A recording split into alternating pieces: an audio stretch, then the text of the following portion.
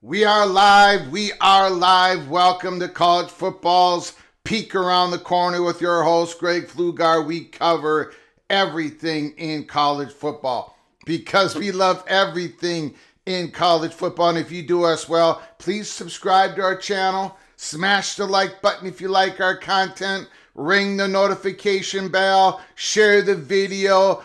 If you want to donate to this channel, to this Rebel Outpost, hit that $ where you make a comment, and I'll get to your super chat as quick as I possibly can.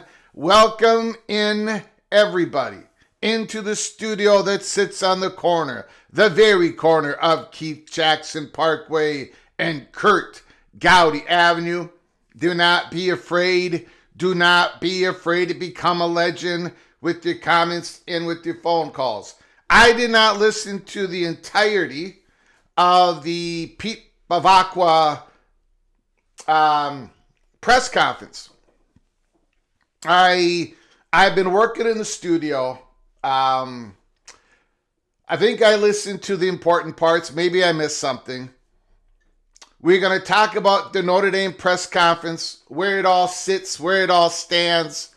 And then we're going to be going in to the ground-breaking $500+ million private equity deal that Utah has just approved minutes before we came live. Minutes before we came live. The Board of Trustees here we go. Breaking news.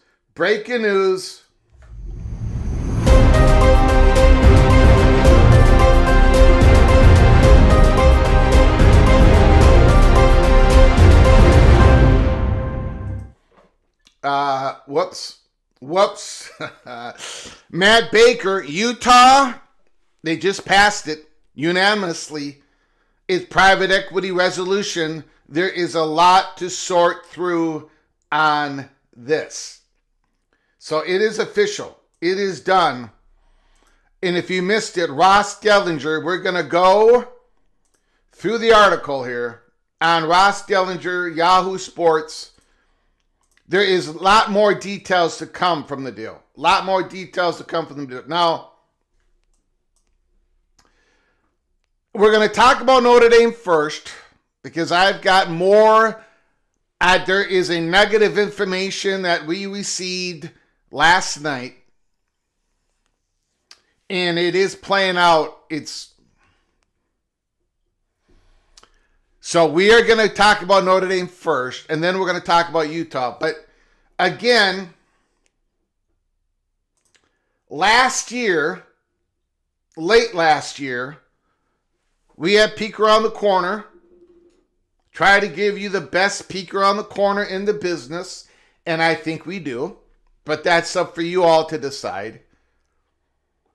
We declared the invasion of private equity is going to be evading college football. If you don't want to call it private equity, there's differences.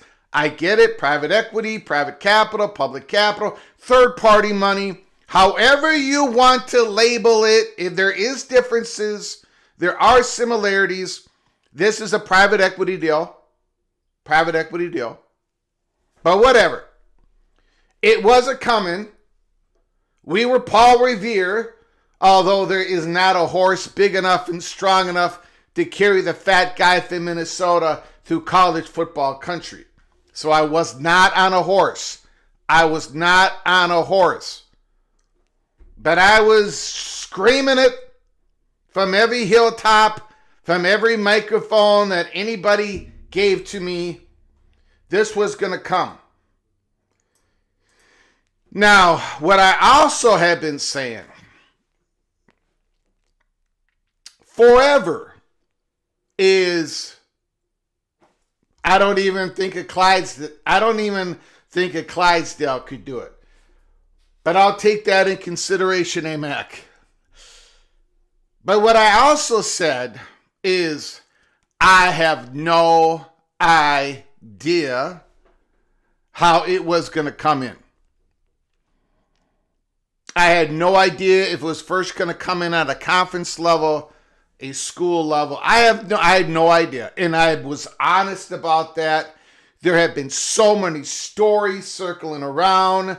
We did report here at Peek Around the Corner that Utah was one of the universities that was interested in private equity.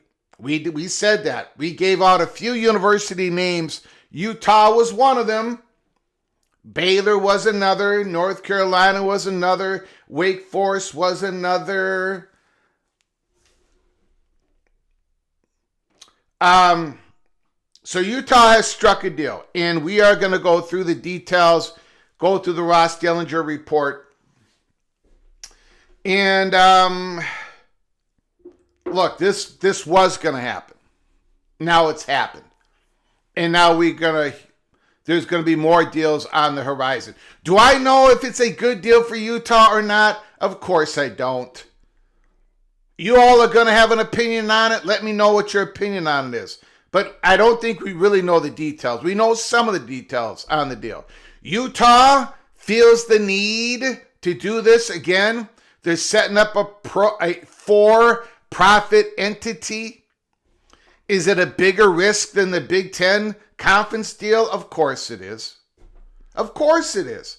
It has to be. As we've also reported to you all, the school level deals were always going to be more risky than the conference level deals. Now, you saw what the national reporters did to the Big Ten UC investment. You saw what the reporters did to that. Are they going to treat Utah the same way as they treated Big Ten?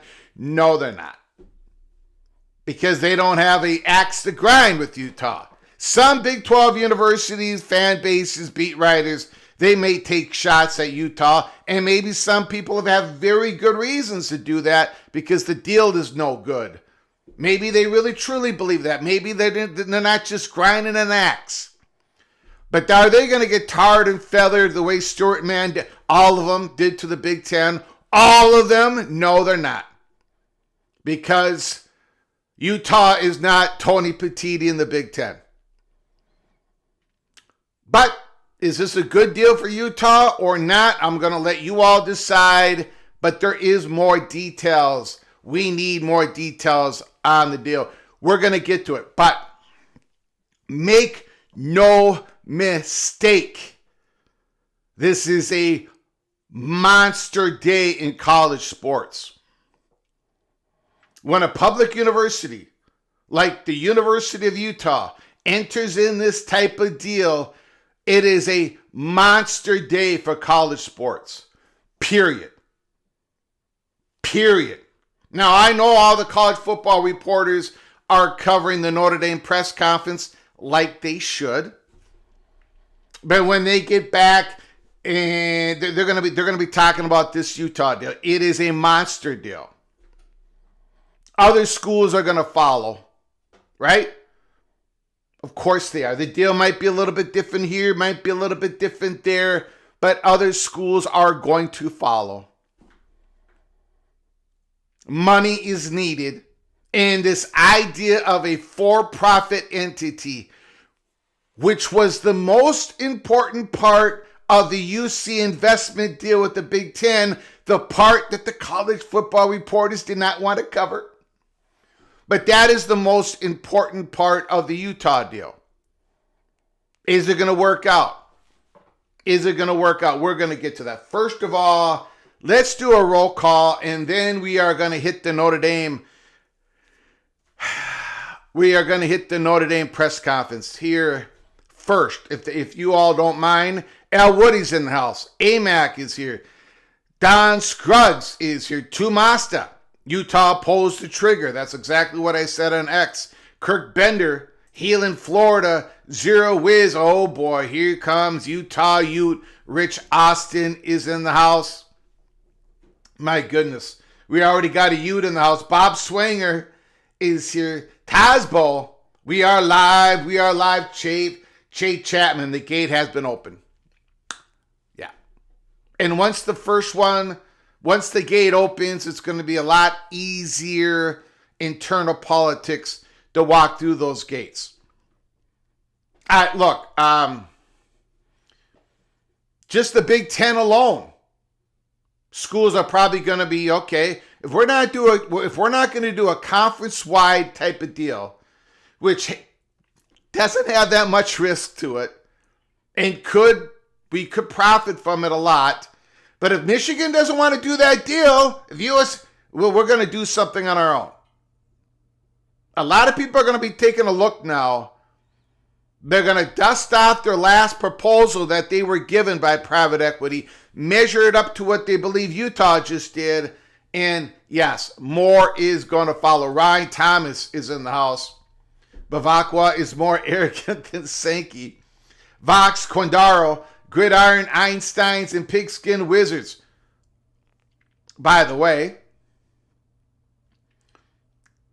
I have not been able to wear the gold this week because we've been too busy with other stories. However, I got a feeling that Greg the Gold is going to be making an appearance tomorrow because of what happened in conference championship weekend. Greg the Cooler became Greg the Gold. I was on fire. So watch out for that tomorrow. Daniel Gorby's in the house. I could not find Keith Jackson Parkway or Kurt Gowdy Avenue. It's Avenue, not Boulevard. That's why you cannot find it, Daniel Gorby. Caleb Ramirez is in the house. Bimba, 75, 79. Each university should do their own. Nah, Bimba, come on, man. All right. Okay. I mean, let's be honest. Whatever you feel about the Utah deal, that is a lot more riskier than what the Big Ten put out there. A lot more riskier. But, okay. I get it. Michigan doesn't want to extend the Gore because they think there's something else going to be out there for 2036. I think Jordan Acker. I think you guys have got the wrong heroes in Michigan. Some of you don't. I think some of you do have the wrong hero. Daniel Gygax is in the house. Marcus Williams is here. Clinton Moses, Bobby Hansen, Marcus Williams, go blue. John Till, we've got his super chat.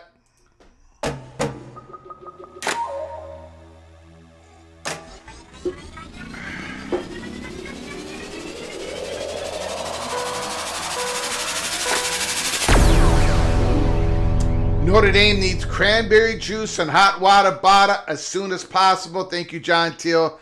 Thank you for your $2 holler. Thank you for all your generosity over the days, weeks, months, and years. Thank you, John Till. I very much appreciate it.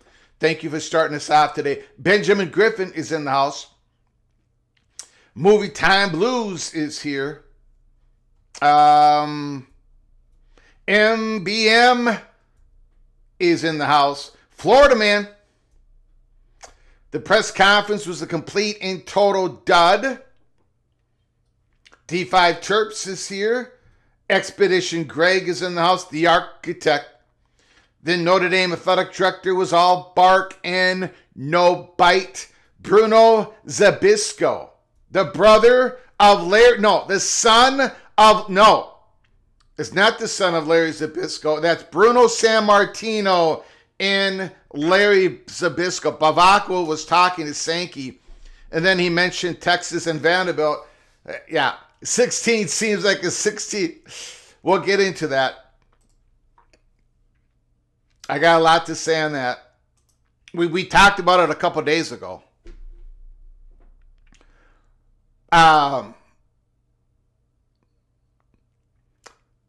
We'll get into it. Rod Nix is in the house. Peter Johnson, super chat.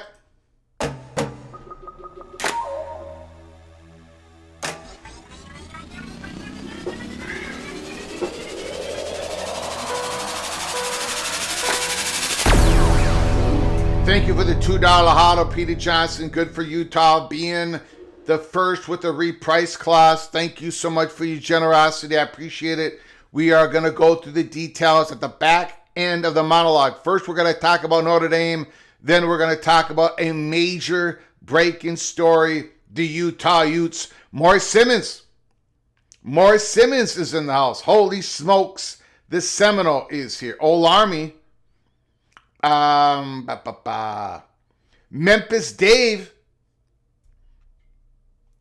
Who else is here? Jerry Justice. Congratulations, Utah. You just sold your soul. Some people are going to believe that. Some people are going to believe that. Look, we covered this. Bavacqua was on board with the 5+11. If you guys were here, we did a major show on that. I got up on my soapbox and I said Notre Dame has to be stopped on the 5+11. And I went through all the reasons why Notre Dame supports the 5+11. Brett Yormark and Phillips have to publicly wake up.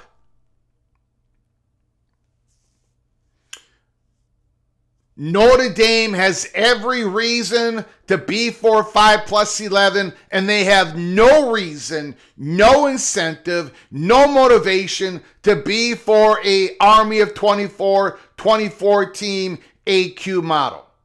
Because they do not care about conference games. They do not care about conference races. They don't want your conference value to go up. They don't want any of that. Because they're not in a conference.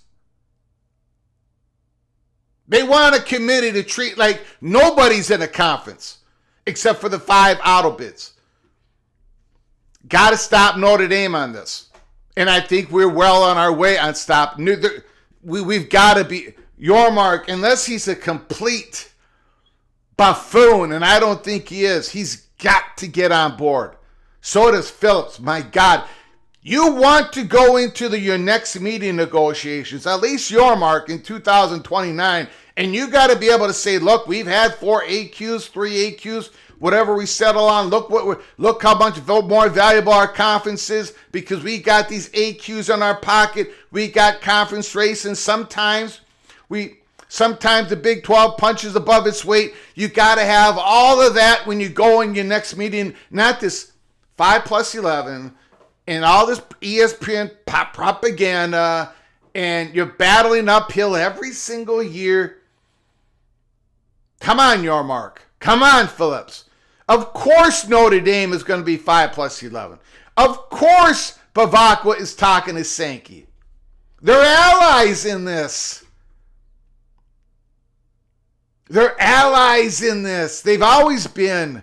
And we talked about it just, I don't know what live show. Go through our live show library and you see what I just explored. Notre Dame has to be stopped on this. That's the least surprising thing ever. That Bavacqua called Sankey because of the...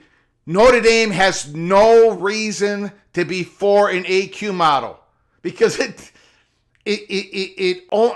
what Notre Dame fears the most is that the SEC and the Big Ten's value keeps rising and they can't keep up, and that the ACC and the Big 12 value, conference games. Remember, most of the games we all play are conference games, us, not Notre Dame, and they don't want conference races to mean more in the future. They don't want the battle of third or fourth place to be more in the future. They don't want the possibility of conference playing games. They don't want any of that. Notre Dame doesn't want any of that to happen because it doesn't help them, and it may just help TCU. It may just help BYU. It may just help Baylor. It may just help Wake Forest, Boston College, Florida State, Buckeyes, Wolverines. It may help schools in a conference, and definitely ain't going to help them. So yes, Bavacqua calling Sankey, of course. They are buddy next to each other on that issue. However, there is a big however. A large consuming however when it comes to the story of Notre Dame. And we are going to hit it, and I don't think anyone else, well, there is one media outlet that is hitting it a little bit. I think they got the same information that we at Peek Around the Corner did. There is a big however when it comes to Notre Dame and maybe a particular media company out there. Josh is in the house. Thanks for coming on in. OPD Don, we've got a super chat.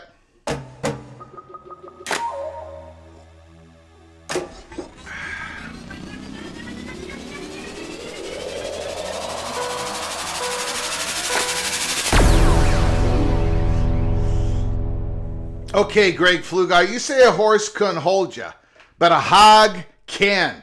The four-legged variety and the two-wheel that won as well. Many horses on that last one.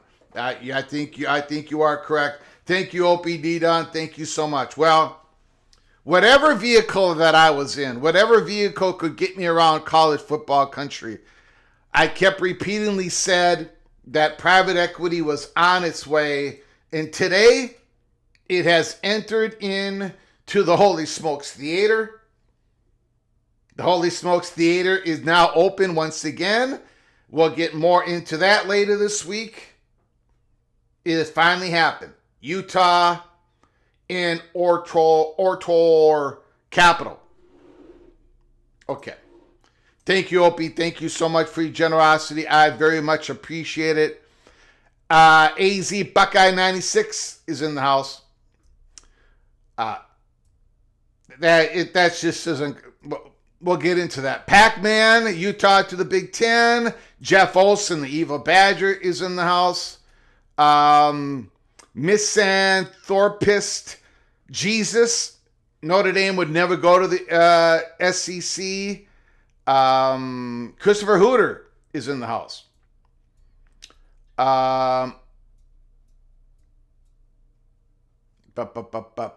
Who else is here? I don't want to miss anybody. Ooh, Ricky Tungate is here with a nice, very kind super chat.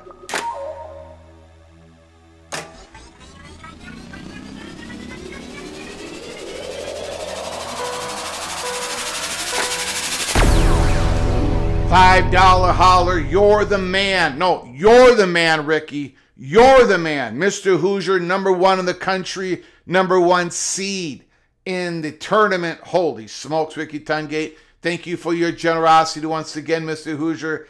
I very much appreciate it. BYU football is in the house. Christopher Mercado is in the house. We're using your artwork today.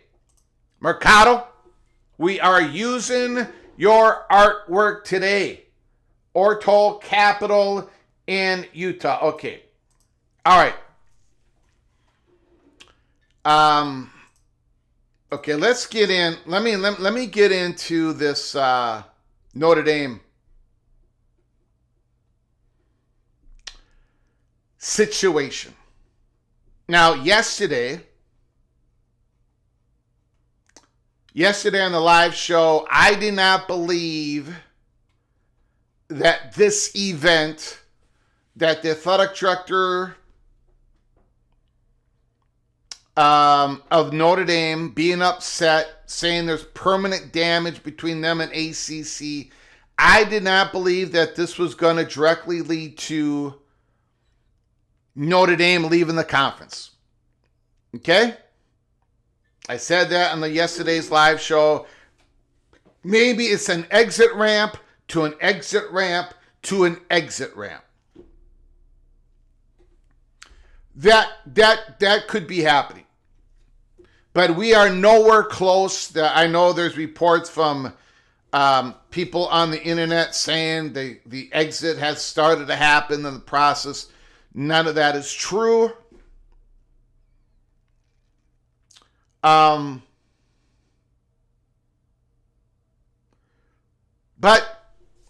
there is something that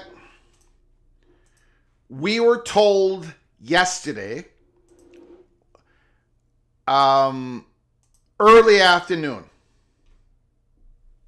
And then we got it confirmed from a whole different. So, and this is something that really nobody is talking about yet, except for one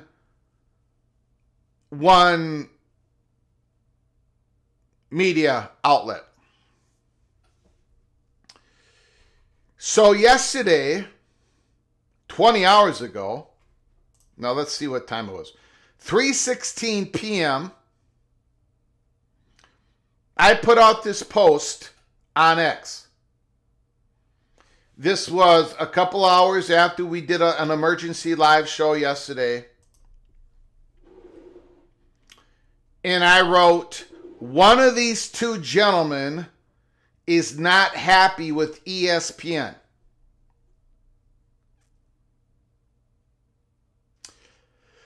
The man on the left is the Pope.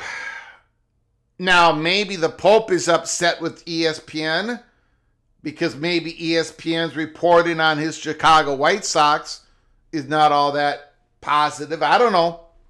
But what I meant was Father Dowd of Notre Dame. Father Dowd is not happy with ESPN. Allegedly.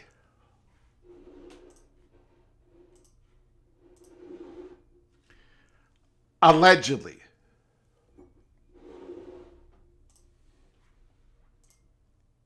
Okay. Give me a moment here. I gotta get you through the timeline. I gotta, 15 hours later, after that post of mine, Front Office Sports, Notre Dame's bold boycott is a direct shot at ESPN. Their rising anger inside and outside South Bend toward the College Football Playoff Committee, ACC, and their TV partner, ESPN.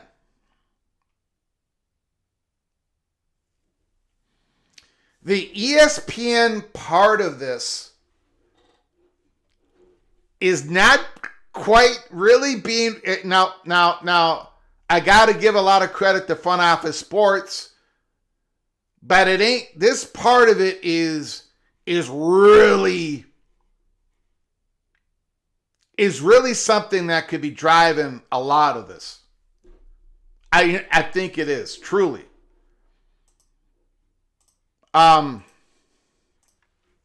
Now, before I get into what I was specifically told, so that was about 15 hours after my post. Okay? Everybody hang on. Then,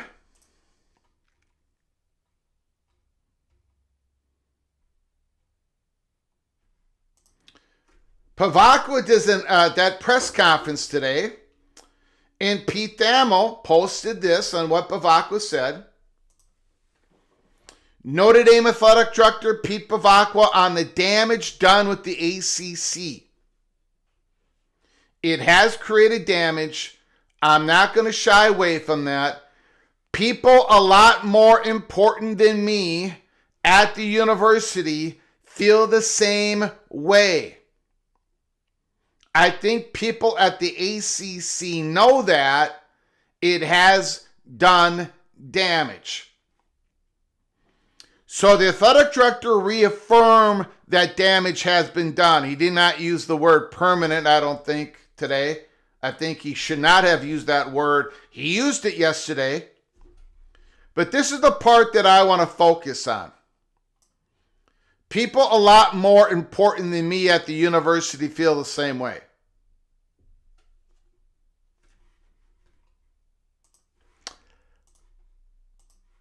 So I'm going to go back to this because I do not want to get sued by anybody. I don't want to give up the 2 quarters that are in my front pocket. Allegedly, there is the leader at Notre Dame who is this is the word that was used. He is appalled at ESPN in one particular personality at ESPN, Mr. Paul Feinbaum.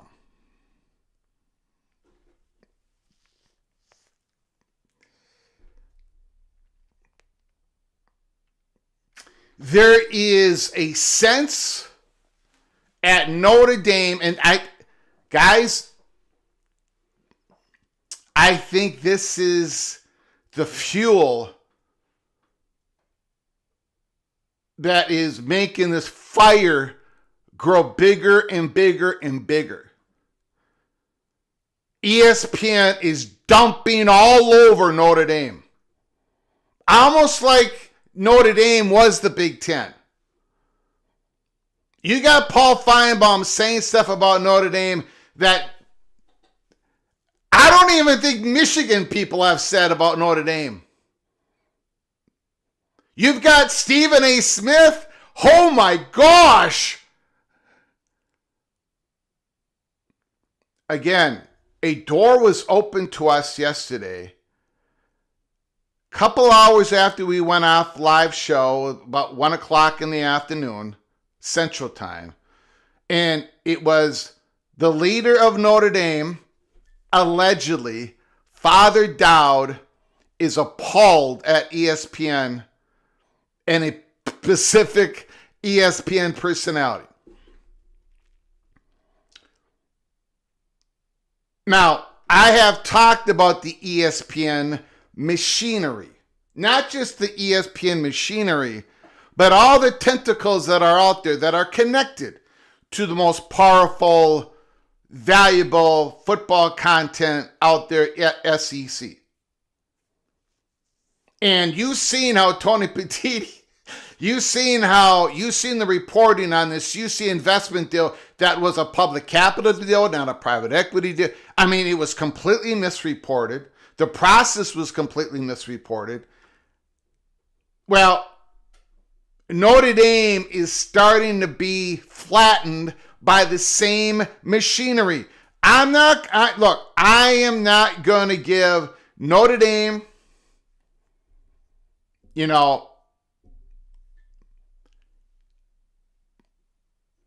Miami should be ahead of Notre Dame. I do think Notre Dame has an argument to make about the Alabama thing, how it was all flipped. I get all that. But I'm just telling you from the Notre Dame perspective, they see now that they are not the belle of the ball for ESPN, even though they make ESPN a whole hell of a lot of money, even though Notre Dame does not have ESPN do their home games. You saw Bavacqua talk about it.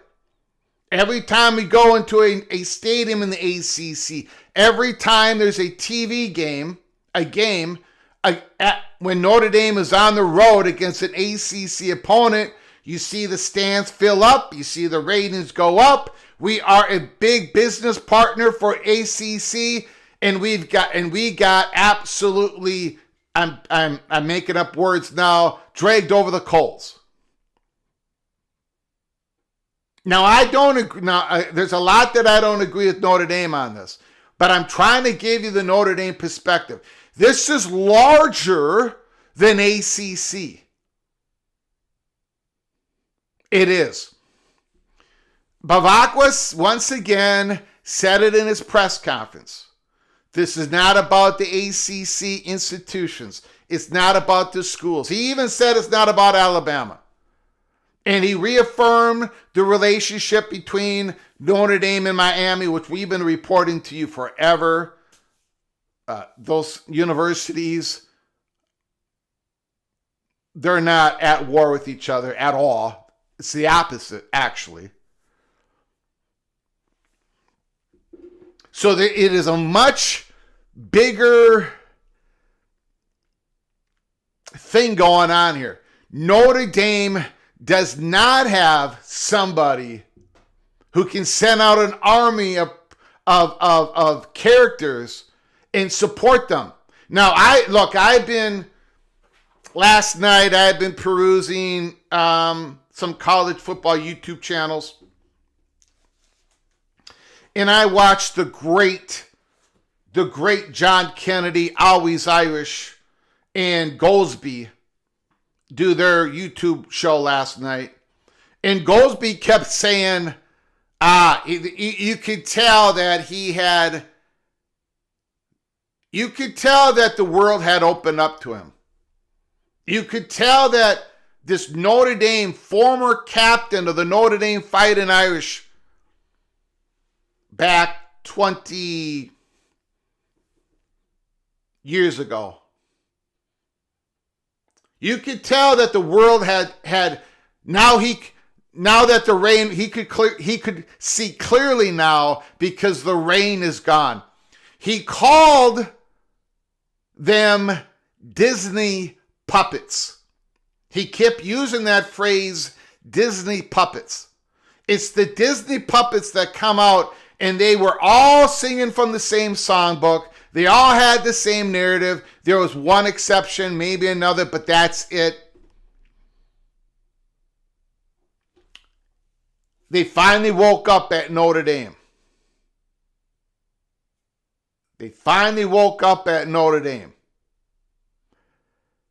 ESPN's only true interest is the Southeastern Conference.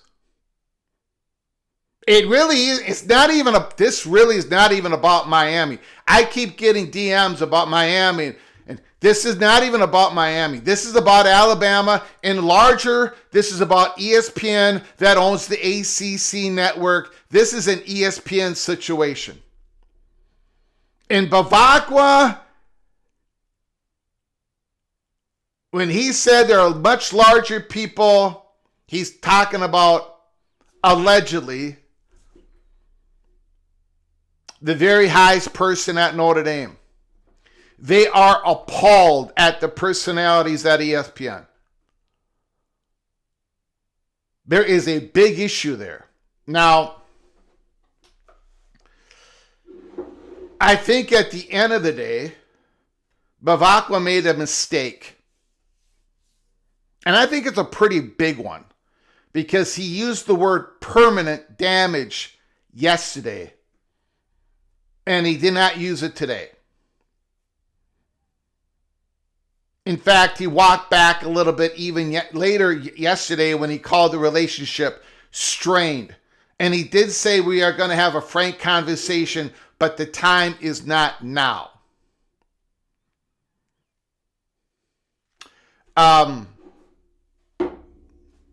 He also said in the press conference today, we are going to get to the Utah story, I promise, but there is a lot to cover here. And we'll get to your phone calls as fast as we possibly can. Bavacqua also said in the press conference today that he had called Phillips, the ACC commissioner, a couple of weeks prior, having a conversation about what is going on. Why is the ACC social media going after Notre Dame? Why is the ACC network and all that? And I honestly, I do not agree with Bavacqua on that, but it don't matter. Bavacqua talked to Phillips. I talked about that yesterday on this live show, emergency live show. I told you all that Notre Dame has been pissed at the ACC for weeks on this subject, on other subjects for months, and that it did not matter because the ACC kept throwing the elbow into the Notre Dame solar plexus. I said that verbatim on yesterday's live show. Bavacqua just told you all that is basically true. Bavacqua went to Phillips and the ACC, and the ACC did nothing. They kept going. And again, I don't blame the ACC. I'm just telling you, I'm trying to tell you from the perspective of Notre Dame. So there is damage there. Now, the playoffs. Bavacqua made sure that everybody knew that he had called, the only Power 4 commissioner he has called since this big brouhaha was the Greg Sankey, and because they agree on the 5+11. There is going to be more of a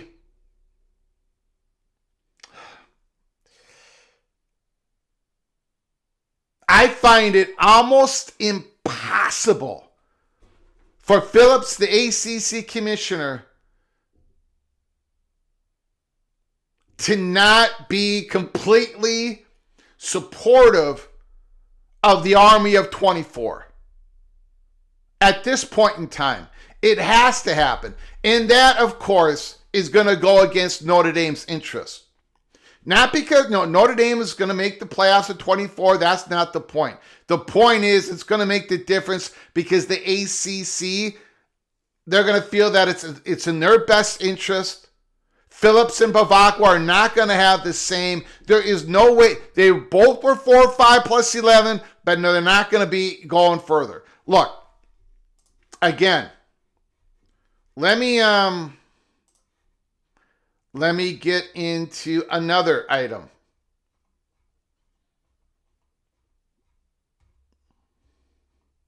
Heather Dinich. Notre Dame fallout could push commissioners. Not Notre Dame. Not Notre Dame. Notre Dame doesn't want a large AQ format. It does not serve their purpose at all. But Heather Dinich, Notre Dame fallout could push commissioners toward a Big Ten 24-team college football playoff model. And in that article, a very short article, I'm not going to go through it today because I was, but I don't have time because we got other big breaking news. And then I said, based off that, I said, message to Army of 24. First, they ignored us. Next, they mocked us. Next, they merely chuckled. Next, they paid attention to us. Number 5, they fought us and lost. We are currently at number 4. Well on our way from being a fringe on the College Football Society to having our asses crowned. So that is a message that I want to put out to the Army of 24. Anyways, I digress.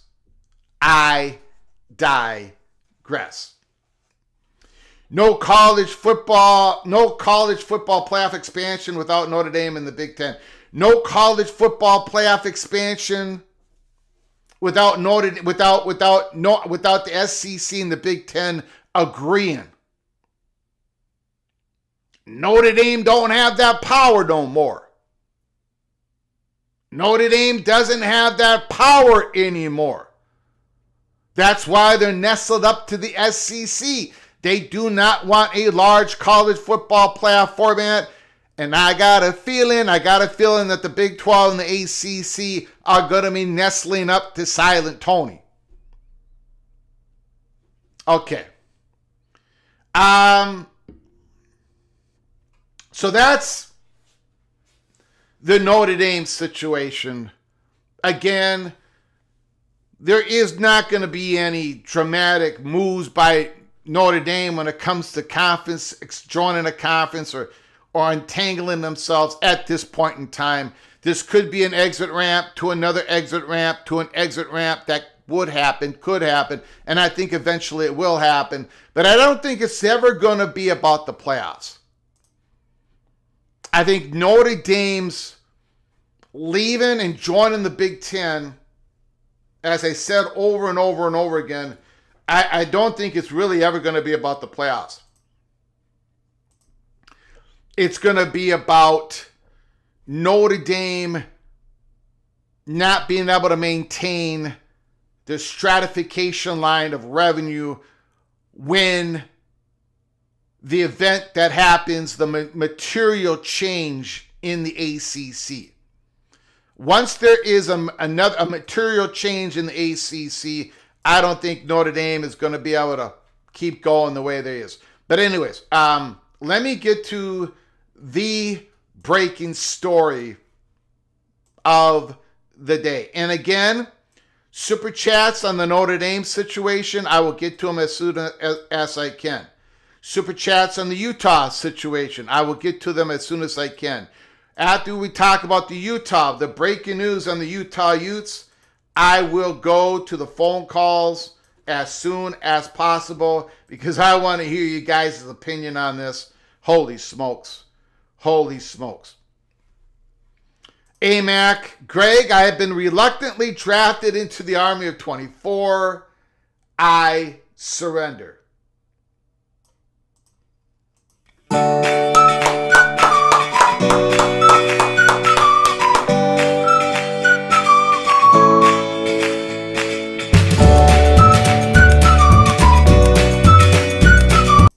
Okay.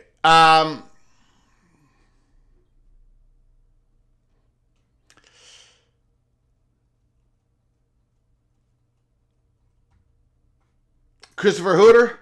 Great. We got a super chat, Christopher Hooter.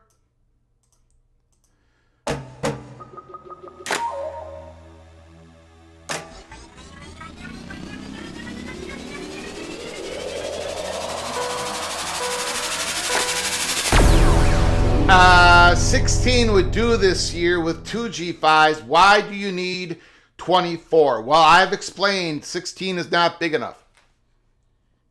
We're not doing a 5 plus 11.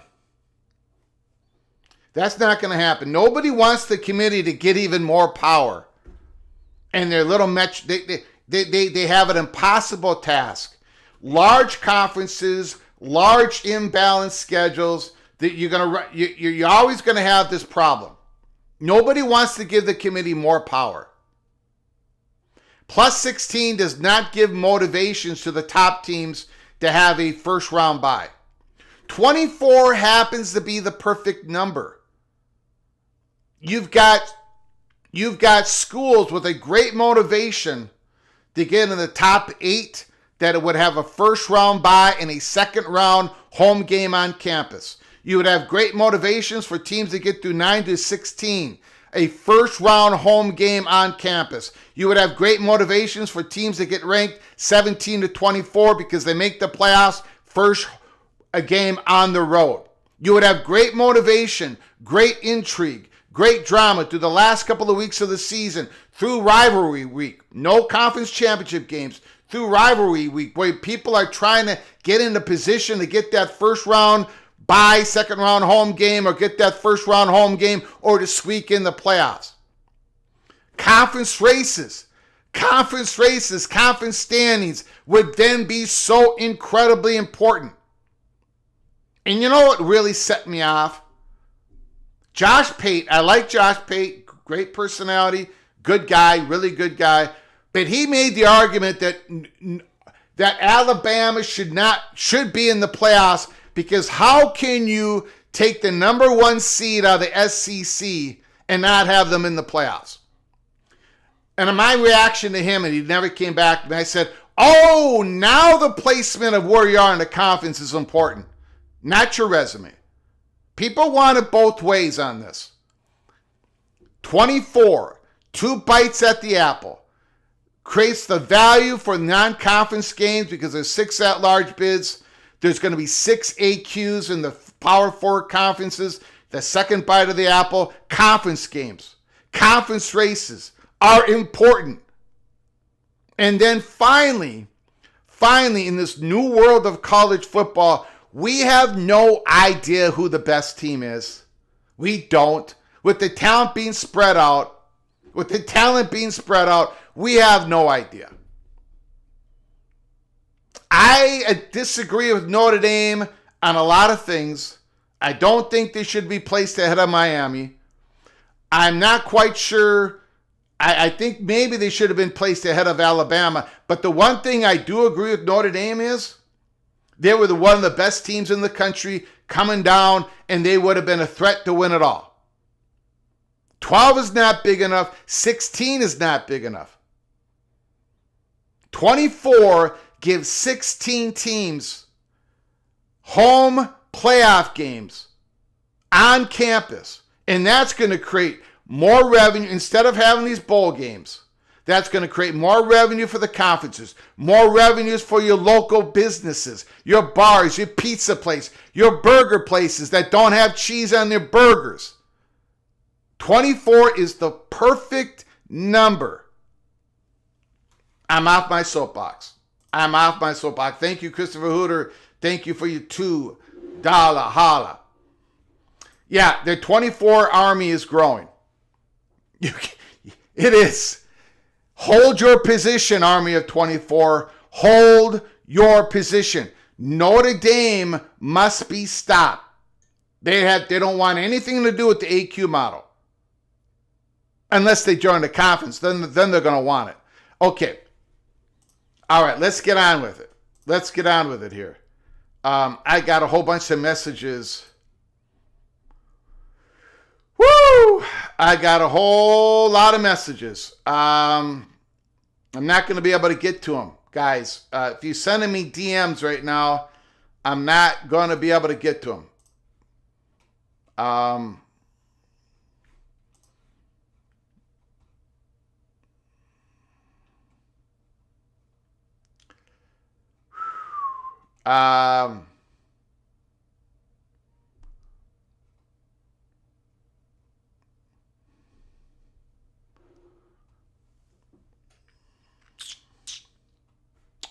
Okay.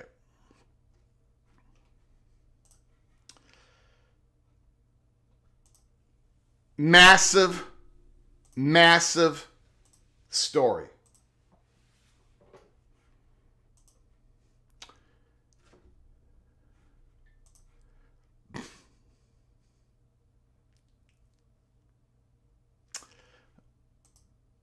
Massive story here.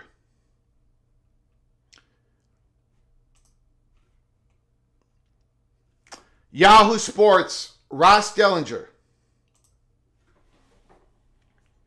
University of Utah are nearing a landmark private equity deal expected to generate $500 million. The deal is done. It has been approved by the trustees at the University of Utah. That happened a couple of minutes before we came on live. So it is a done deal. So the discussion can be around, is this a good deal? Is this a bad deal? Are other schools going to do it? But the discussion, unlike the UC investment discussion, where we did not know if it was going to happen or not happen, we know this has happened. Ladies and gentlemen, it's official. This is a done deal. Private equity has officially arrived in college athletics. The University of Utah is on the cusp of striking the industry's first partnership, and it's done. It's been done with an equity firm and a marriage that features a 9-figure capital infusion and the creation and shared ownership of a for-profit entity to operate athletic businesses and financial elements outside the traditional university framework. This is the big one. There it is.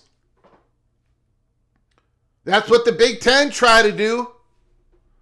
The Big Ten tried to get schools $100 and some million in cash infusion, not $500 million.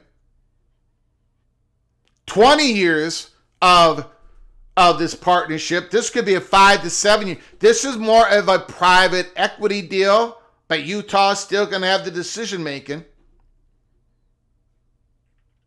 The new venture is expected to generate as much or more than $500 million in capital. A groundbreaking and innovative move that may pave the way for more schools and conferences to pursue such a concept. Oh my gosh, I thought Tony Petitti was a moron. I thought Tony Petitti was trying to ruin college sports. Greed, greed, greed. Finalization of the project is expected soon, pending authorization on Tuesday from the university. That has happened.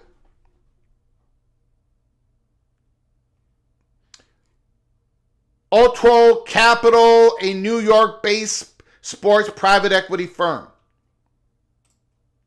The endeavor with the capital firm is more than just a 9-figure infusion of cash.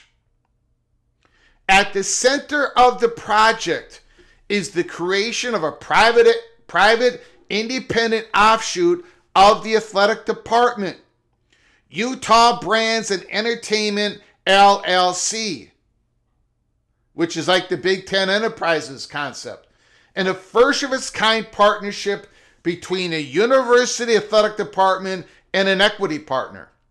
An executive team from Otro Capital, combined with athletics department personnel, will lead the creation and operation of the new company, which will live within the university's foundation. The university retains majority ownership and decision-making authority of Utah Brands and Entertainment. Otro marries the capital infusion with a team of experienced operators. A president from outside the university who will preside over the company and report to a board chaired by Utah Athletic Director Mark Harlan, with seats for trustees and Otro executives. The project includes a fascinating wrinkle. The university is offering a prominent group of donors the ability to purchase a stake in Utah Brands and Entertainment. Already, university officials have called a small donor base to generate millions in purchase agreements. The more than $500 million capital figure includes both the 9-figure cash infusion from Otro, the capital firm, as well as capital commitments from donors. Utah Brands and Entertainment will house most of the components traditionally held within the university's athletic department, including many athletic personnel and divisions. However, fundraising will remain with the school. The new company's primary goal is to generate more revenue across an assortment of areas, including ticketing, concessions, corporate sales, and sponsorships. Charged with overseeing and operating the revenue share pay system for Utah athletes, the new entity provides the department with more flexibility and freedom, considering it will operate separate from a public university. Again, Big Ten enterprises.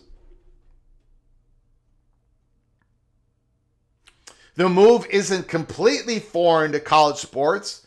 Over the last several months, a host of schools, Kentucky, Michigan State, Clemson, have announced the creation of a private revenue-generating entity, but none of those schools have partnered with an equity firm. As for Utah's partnership, in exchange for the upfront cash, Otro will earn a large percentage of annual revenues generated from Utah Brands and Entertainment as it splits funds with the university. An exit strategy in 5 to 7 years, which is private equity, exists, and the university holds the right to purchase Otro's ownership stake.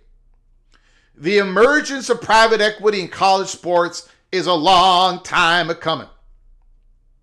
For the last 2 years, as university athletic departments face mounting financial stressors, dozens of schools pursued capital, private capital, or equity deals, including conferences as a whole, most notably the Big 12 and Big 10. However, when these projects reached the finish line, they were stymied for various reasons. For instance, the Big 12 Commissioner Brett Yormark has twice presented such a deal before his presidential board. The Big 10 officials nearly reached the point of a vote of a $2.4 billion capital deal, which is like 100 times less risky than this deal, before at least 2 schools, USC and Michigan, scuttled the project. Yormark's pursuit of a capital deal caught the attention of Harlan and Utah administrators, who more than 2 years ago began the process that resulted in the potential deal with Otro. According to its website, Otro seeks to invest sports teams, leagues, and ecosystem businesses with strong intellectual property.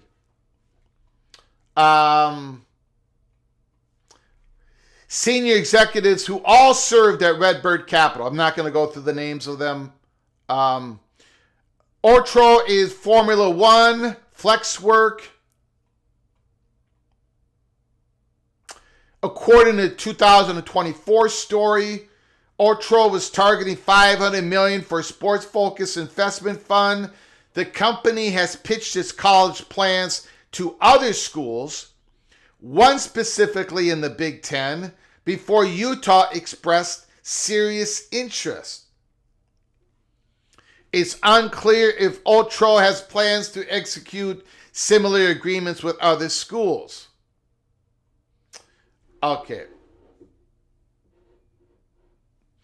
The school cleared the partnership with NCAA officials. To remain under the NCAA's umbrella, the Utah's university president and athletic director must retain majority of the decision making. So there is the monster story of today. Utah, the $500 million cash infusion. Not over $500 million.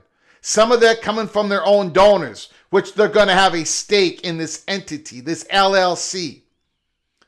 The private equity firm is going to have a stake in the university, is going to have the majority stake.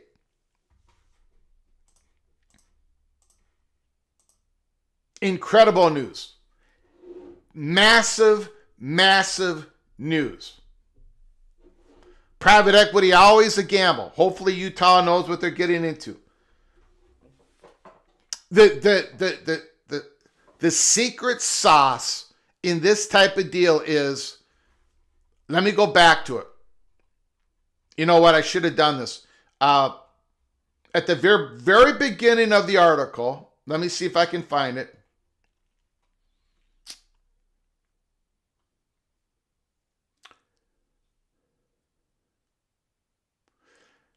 So here it is, right here. This is the secret sauce to this. If this gamble, like Stephen Vitt says, if it works because of this. At the center of the project is the creation of a private independent offshoot of the athletic department, Utah Brands and Entertainment LLC.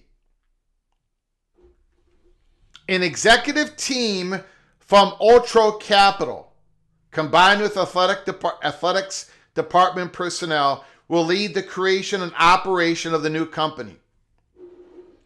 The university retains majority ownership.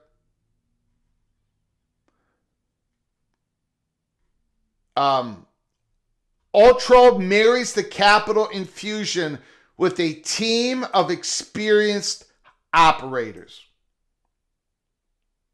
Okay? An executive team from Otro Capital being called the experienced operators. So what does that mean? If you are going to bring in experts in the private equity field, they're going to be looking for new ways to bring in more money. They've got connections with sponsorships. You have to give them a stake in this. These athletic departments, these conferences are looking for expertise. They're looking for established networks. These private capital firms, this private equity firm, they've got established networking with all these other companies and sponsorships. That if it works, it's because they're bringing in the experts with this new free LLC away from the university to establish more money in sponsorship, ticket sales, merchandise, all these other things that they're going to push and push and push. It is a gamble. It's a gamble. Yes, it's a gamble. No question about it. But if you've got enough donors willing to take the brunt of the gamble, then it's a less gamble on the university and more of a gamble on its donors. And then, just like the UC investment deal, the better this equity firm comes out on this deal, the better it is for Utah.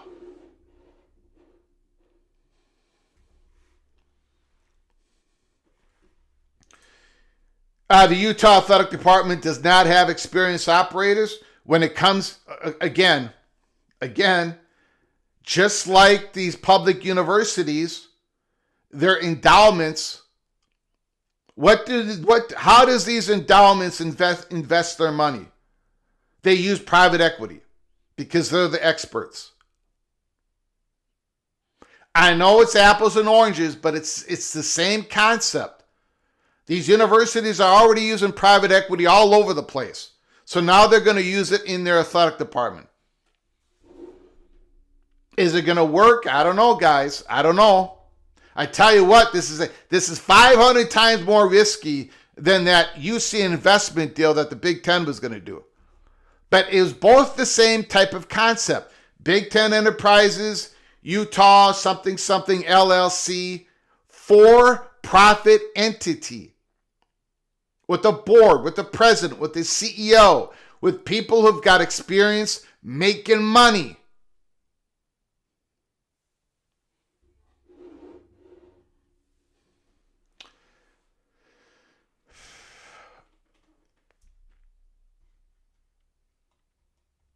And, well, I'm not going to talk about the Utah to Big Ten situation. But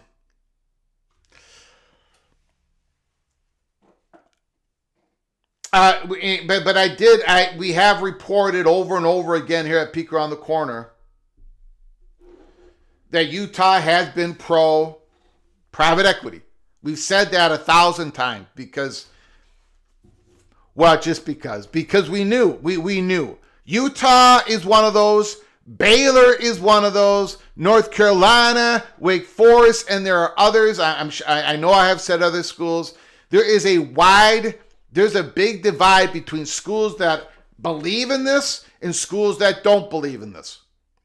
Leadership that do not want to touch this, and leadership thinks this is absolutely crazy that we don't do. In the Big Ten, as I reported to you all, the vast majority of the Big Ten leadership, including the University of Minnesota president, they think the UC investment deal is an absolute no-brainer. It's the dumbest thing in the world not to do it. The dumbest thing, of course this deal is going to work because it's almost all benefit and so little risk. And yet, because of Jordan Acker, who became the hero of college football reporters, the deal's not going to get done, at least at this point. But the vast majority of Big Ten people believe that this can work. It will work.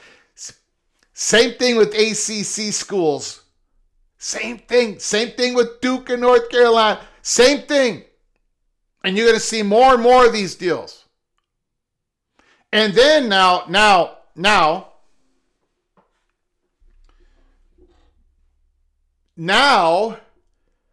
that Utah has done this,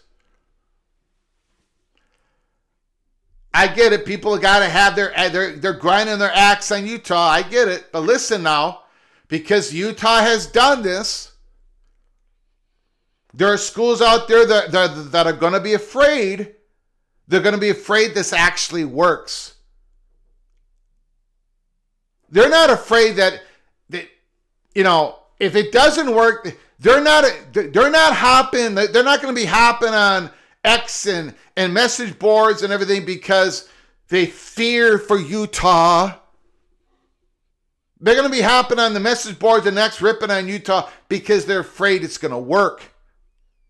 They're afraid this cash infusion is going to make Utah to be able to improve their athletics, their facilities, bring down their debt payments, and this for-profit entity is actually going to bring in more money. They are afraid it's going to work, and that's why more schools are going to jump in and do it. And as we said, when we first brought up this, the invasion of private equity,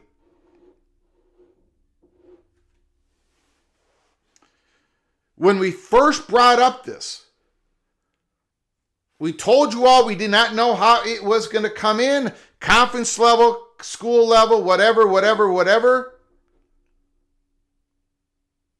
But what we did say, because we were told this, that if it comes at a conference level, of course it's going to be more difficult to get it passed, but it would be a better deal, less risky deal, and more profitable deal, probably, right? We said that over and over again. The larger the deal, the conference deals were going to be better if they could pull it off. Well, the Big 12 had not been able to do it because there's non-believers in the Big 12. There's a bunch of believers in the Big 12, but there's a bunch non-believers in the Big 12. And the Big 10, they almost had everybody on board, but it could not happen.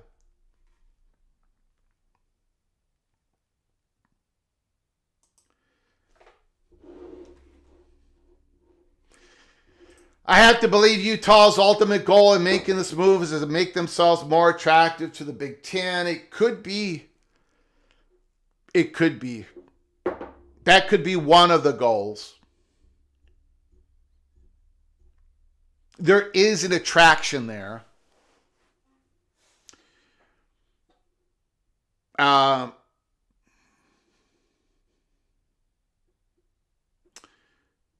It could be.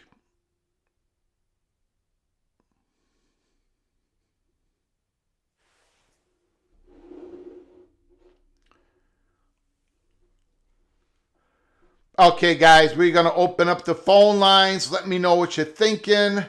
Holy smokes, another big show today. 763-260-1333. 763-260-1333.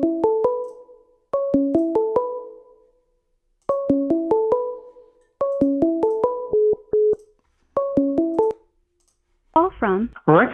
Rick, you're on the line. The floor is yours. Thanks for calling, sir. Oh, thank you, Greg. Hey, I thought I remembered somebody calling in the show a few months ago about what if just one team, instead of the whole conference, decided it wanted to go down this path. Yeah, I think that was your twin brother Rob that called in and said that. Yeah, I think so. It must have been. This sets off the keg, the powder keg. Yeah, it does. Yep. You can't, if you're in the Big 12, you can't ignore this. Well, if you're Texas Tech, you can. But if you're anybody else in the Big 12, you can't ignore this. And all of those schools that were in favor of it are now going to do it. Yep. And those that weren't in favor of it are going to reconsider.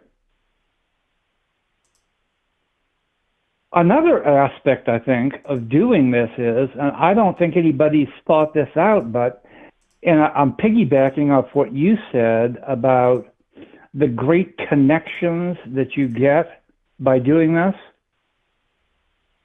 Mm-hmm. The firms that can do favors for you and make things available that weren't available before. Yep. Is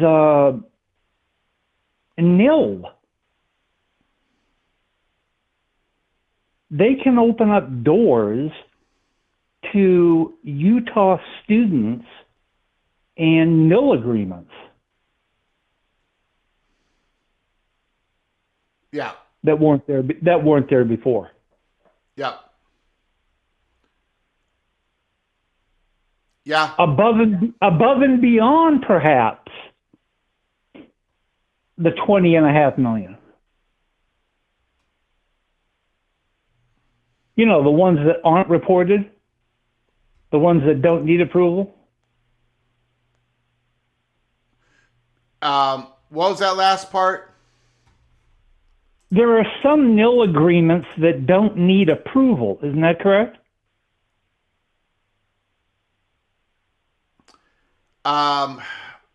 In the Big Ten, it is believed, I don't know if I'm answering your question correctly. In the Big Ten, it is believed that the presidents don't need the Board of Regents to agree on this deal. Is that what you're asking? No. I'm talking about the Deloitte approval. Oh, yeah, the clearinghouse? Okay. The clearinghouse. Got it. You can have agreements that don't require their approval, right? No, you have to have agreements that when you're talking about NIL, every agreement has to be approved by Deloitte. Okay, well, then we'll keep it that way. Yeah. But you can have more than the $20.5 million in nil. Is that correct? No, the $20.5 million is the rev share.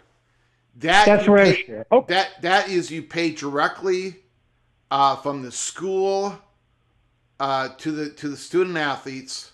And that does not have to go to the Deloitte clearinghouse.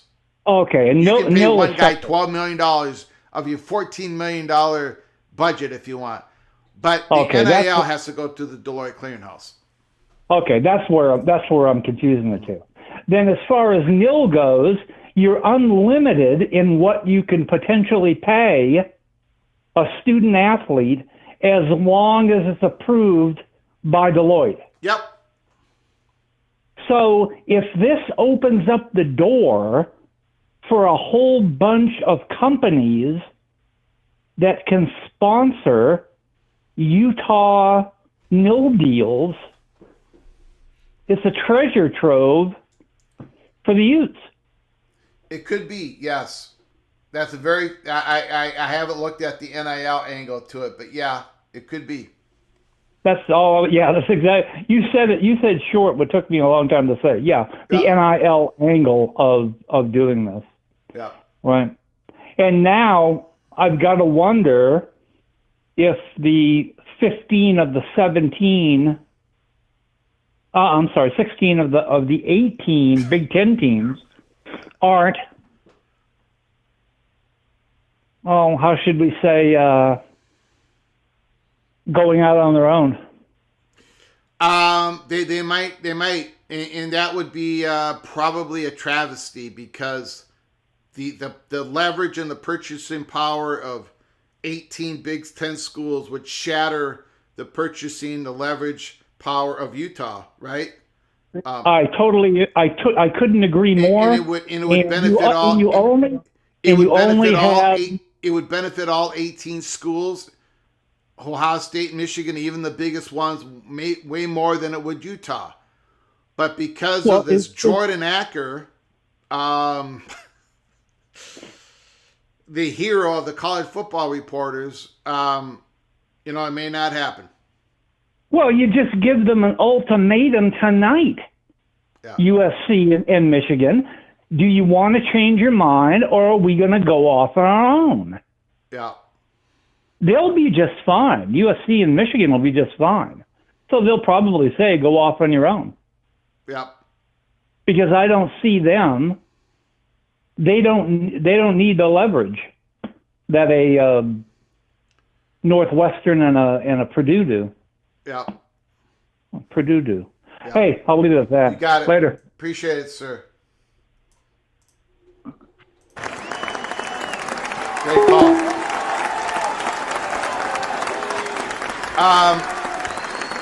I gotta get caught up on the very kind super chats. I very much appreciate it, guys. Ryan Thomas.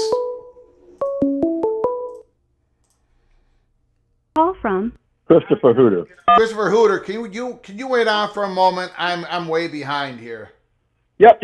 I appreciate it. Ryan Thomas, there is a permanent damage between Greg and Cheese. There is not a permanent damage between myself and Cheese.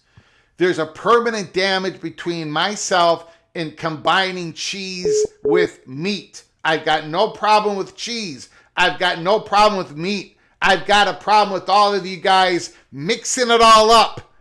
That is my problem. Thank you, Ryan Thomas. Thank you for the $2 holler. We've got the Eva Badger.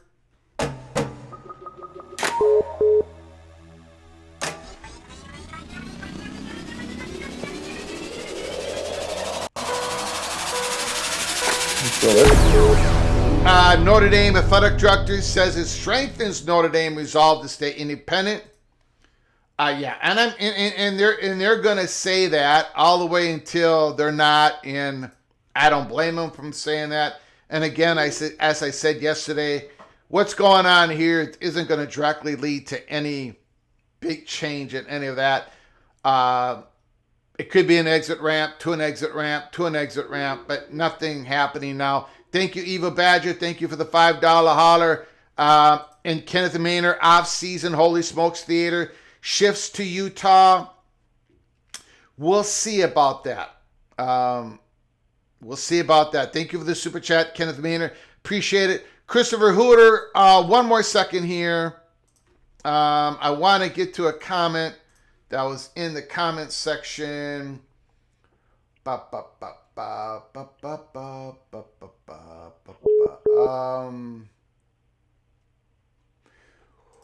Why try to force equity deal on the entire Big Ten if Utah has proven schools can do this individually, Greg? Well, I'm not trying to look. First of all, the Big Ten that deal is not it's not really an equity deal, but it's not a private equity deal. That's for sure.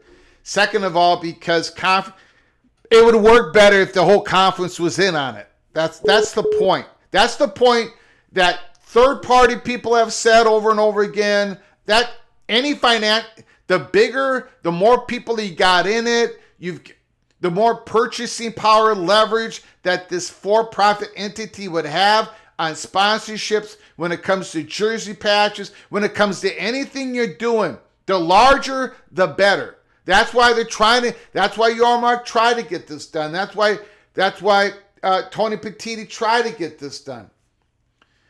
The bigger conference deals are going to be better than the individual schools. But if the bigger conferences deals can't be done, then these schools are going to go after the individual school deals. And I'll just say this. I think Jordan Acker is going to go down in history as one of the biggest fools in this fast changing college football landscape. Christopher Hooter, the floor is yours. So, Greg, if the Big 12, so Utah gets their private equity deal, yeah, and let's say the Big 12 collectively, or let's say Utah joins the Big 10 or whatever, and at that point the Big 10 has come around, how would this complicate on the front end if the conference later at some point, whatever conference they're in later, wants to do another private equity? I mean, does this kind of layered private equity, would that complicate things, or you don't think that's a big deal? Well, it could complicate things. The thing is, we don't know all the details. Does Utah in this deal have an exit hatch plan? It sounds like within 5 to 7 years, Utah can buy out the private equity stake, right? They can buy it out. They can buy back all the stakes that is owned by Otro, the capital firm. But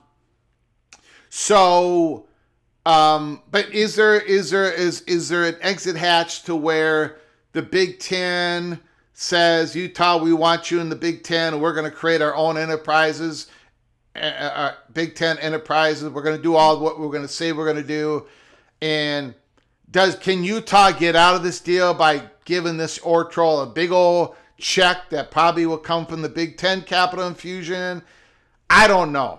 It could make it more complicated. It could make it impossible. Now, Utah, the one thing about this deal is, and the biggest reason why Brett Yormark could not get all the schools on board when it comes to the Big 12 private equity deal, Christopher Hooter, is because Utah would have had to sign a larger grant of rights deal, right? They would have had to sign a larger term grant of rights with the conference for an equity firm to bring in billions of dollars and have a stake in it.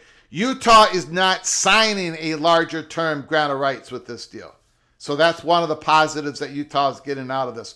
But in terms of your question, yeah, it could complicate things. Absolutely. But I don't know the answer to that.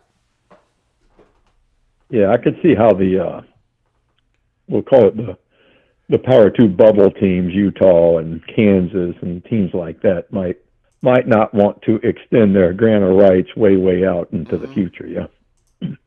So, well, we'll see what happens there. I'm sympathetic with Notre Dame. So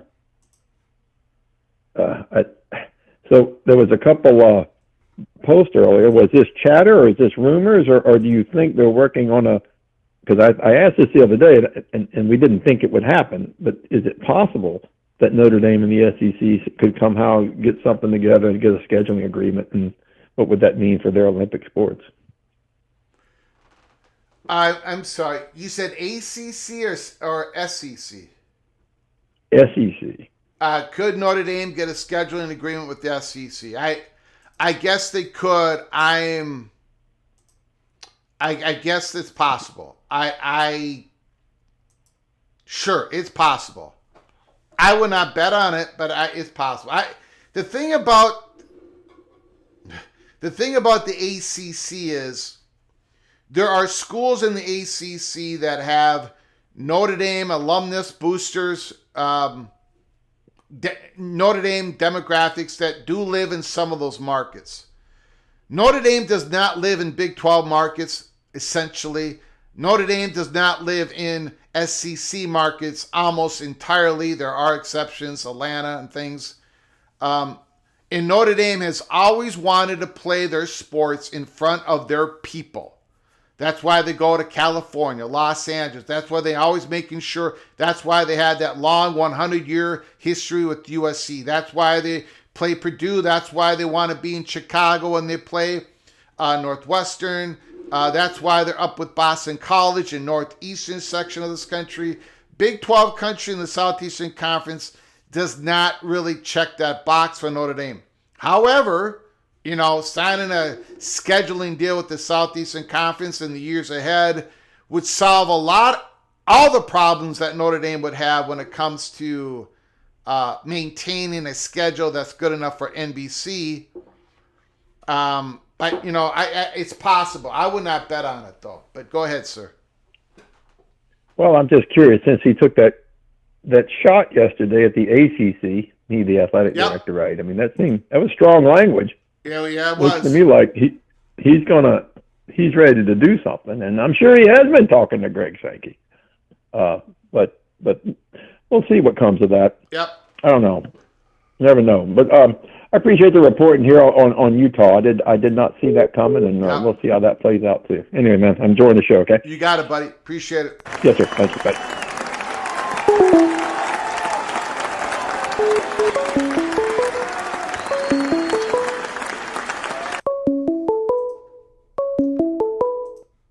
Call from Fred. Fred, hold on for just 1 second, sir. Will do. I appreciate it. As Pat Forday reported here, Pete Bavacqua on whether the relationship with the ACC can be healed. All things can be healed. I'm not gonna be overly dramatic here, but it strained the relationship. Well, Bavacqua, you said yesterday that it was permanent damage. So you're the one who went dramatic. So I don't know. I think you chose the wrong word yesterday, and I think that's a mistake. But anyways, Fred, go ahead, sir. The floor is yours. Thank you, Greg. I was going to call in on the expansion of the playoff, but let me just make a comment on the last caller's question about the SEC. I don't think that would work because they're going to go to 9 conference games, which the coaches aren't happy with. Yeah. And I can't see 5 of the teams agreeing to make Notre Dame the 10th one in their schedule. That sounds like a loser.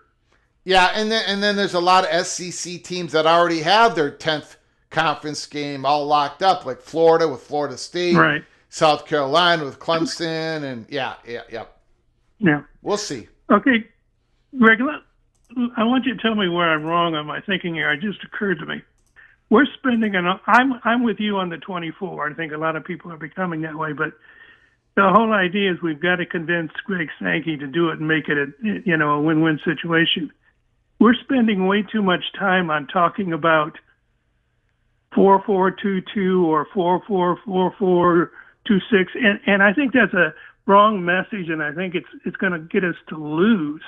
I mean, I can't see Greg Sankey agreeing to 4 bids to automatically to the ACC after their performance this year, or even the Big 12. I just think we're spending too much time. Our goal is to get them to say agree to 24. Now, the ACC and the Big 12 said, hey, we want to earn it on the field. The SEC has said, we want straight ranking, no automatic qualifiers. Why can't Tony go to Greg Sankey and say, okay, we're let's agree with you, no automatic qualifiers, just a straight ranking, and you agree that we're using the Associated Press top 24 as the 24 teams. You eliminate the committee. You eliminate the committee. You eliminate trying to argue that ACC deserves 4 picks. You see how the concern right now with the 2 power or group of 5 teams getting in now. How much time are we going to spend trying to say that the 2 in our 4-4-4-4-2-6 is worthy of acceptance? Greg's not going to go for that, but he might very well go to just AP top 24 because he's going to get 8-9 teams in it, which you and I think is fair right now because they have more solid teams in the middle than anybody else. So what do we have to gain by spending so much time on trying to come up with what's the right number when all we should be trying to do is get him to agree on the 24 and everything else will take care of itself? I understand the spirit of your comments. Ultimately, you might be correct. However, I think the Army of 24, the 4-4-4-4-2-6, I think it's gaining traction. I don't think we pulled the plug on this yet. We have come a long ways, sir. We have come a long. I think people are hopping on board, and I don't. How do we get Greg Sankey to say yes? He may never be able to say yes. But I'm not even worried about Greg Sankey right now. I'm trying to get Yormark and Phillips on board first. And then we'll see if Greg Sankey can say no to everybody. But in my opinion, first of all, the Big Ten is not going to go for the AP poll where most of the voters in that AP poll don't live in the Midwest, didn't go to Big Ten University. That's not going to happen either. That's not Tony Petitti wants to secure auto bids. So when the fans of this football country, when you buy your season tickets, when you watch your games, you know your pathway to the playoffs. If you finish in the top 4 of your conference, you're in. And then the rankings, however you want to do it, the selection committee or the AP poll voters, they're going to decide where you get placed in there, and you've got high motivation to finish in the top 8, 9 through 16, and then try to get in the playoffs 17 through 24. Petitti wants less power in the committee or the AP poll voters and more power in the conference race. Most of your games are conference-based. Most of your games are there. So why aren't the conference games... Why don't they have a weight to them other than basically pretending that everybody's in the same conference? And by the way, in the Southeastern Conference, when you say there's going to be 8 or 9 teams, that very well could be true in a 24-team playoff. Sometimes it is. But we all got to remember something here. The Southeastern Conference going to 9 conference games next year. There's going to be more losses in that loss column. Good. I mean, I think that the reality is going to hit the Southeastern Conference pretty hard here. I mean, they're really going to be pushing their propaganda, their metrics to get as many teams in there as they do this year because they're going to have extra losses in the conference. I understand your spirit of your call. Ultimately, you might be correct, but I don't think the time is now to pull the plug. Do you understand? I do. I think we finally got to the point, like I said earlier in my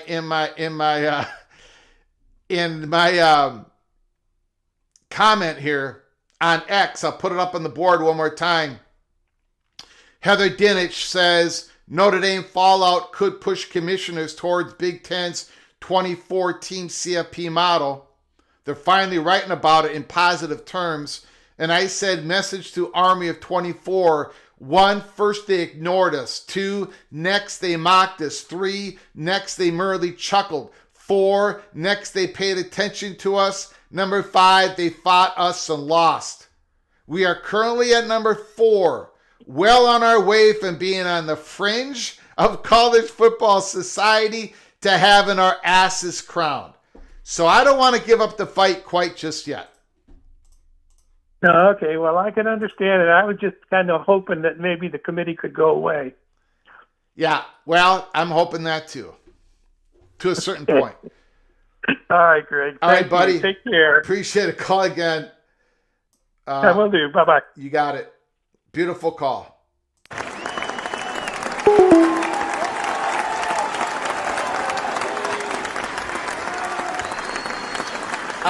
Notre Dame can't really do a schedule agreement with any conference because the same thing would happen as it did with the ACC.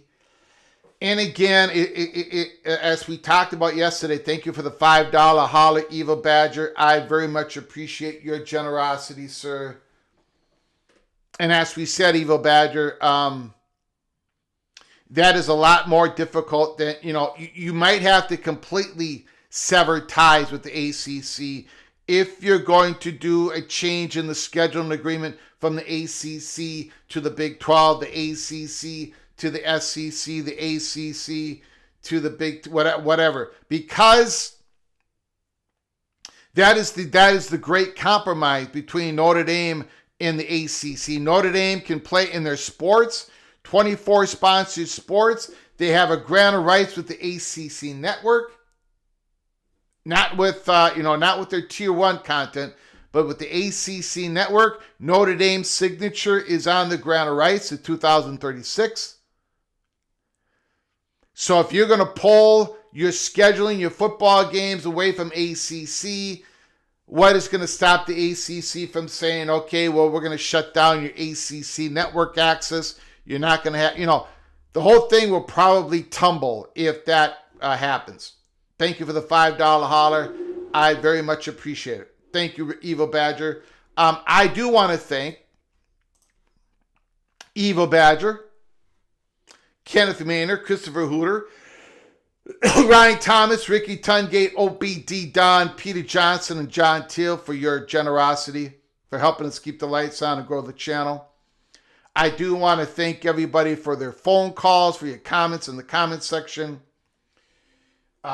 I am getting a whole lot of messages, so I gotta get back to work. I gotta poke and prod. I gotta get behind the curtain, the chatter behind the curtain. I gotta talk to B. Tim and his associates. A lot of cloak and dagger stuff going on. So again, keep your head on a swivel, buckle up, brace for impact. If you're new to the channel or if you haven't done it yet, please subscribe to our channel, ring the notification bell, smash the like button, and share the video. I appreciate you all for joining us. Until next time, from all of us at Peek Around the Corner to all of you, please you all take great care of each other. And as always, God, family,